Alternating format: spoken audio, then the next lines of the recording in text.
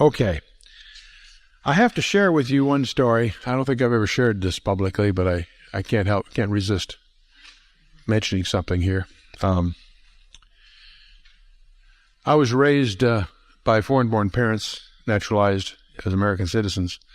I came very late in my parents' life. My dad was 53 when I was born, and my mom thought she'd already been through a change of life, so I was in shock when I came along.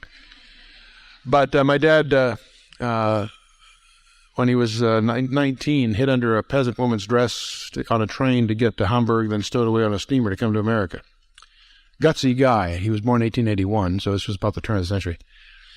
But he had no education, just a good practical guy who just made it. Coming to a strange country, not reading or writing, speaking English, it's gutsy guy. But anyway, so I grew up, my dad was really old enough to marry a grandfather. In other words, he was quite an unusual age difference. I got an appointment at the Naval Academy, and that was something that meant a lot to him. It blew him away. I mean, to go to college was a big deal in his mind, but the idea of going to the Naval Academy blew him away. And the way the academy works, you don't start in the fall, you start in the summer. In June, you go back for what they call plebe summer. You have 3 months of indoctrination and stuff to get ready for the brigade when it arrives in the fall. And at the end of plebe summer, there's what they call Parents' Weekend. That's the last freedom you've got for the plebe years. We used to do it in the old days. And so I went back. I got the appointment, went back in June to the academy, going through plebe summer. Of course, the big deal was Parents' Weekend to have my mom and dad come out to the academy. It turned out that summer he had an automobile accident. He was involved in a head-on collision, and he was about in his early 70s and overweight and thrown through the windshield. No one expected him to live. Turned out there wasn't a bone broken, that he was bruised up pretty badly, but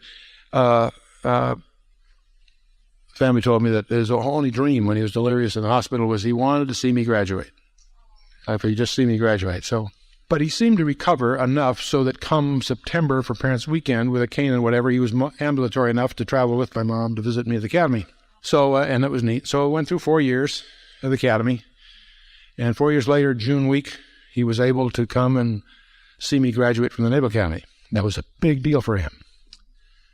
And the Air Force, in those days, both West Point and Annapolis supplied officers to the Air Force. The Air Force Academy hadn't started then, so it was a preferred option, and those that stood at the top of class were able to get that kind of choice. So the Air Force, to spoil us rotten, offered us a couple of months of leave not to count as leave, and so we had a couple of months before we had to report for duty, so I spent the rest of that summer up and down the East Coast with my academy buddies before having to pick up my flight training stuff on the West Coast. Well, while I was on this trip, I got word that my dad was killed. So I flew back to California, and obviously, and for the funeral lesson. We were in the living room, and it blew me away to realize that he was killed in a head-on collision on the 4th anniversary of the first accident. God had given him 4 years. And I remember sitting there, just surprised me that, because I was reminded of his prayer when he was he knew the Lord.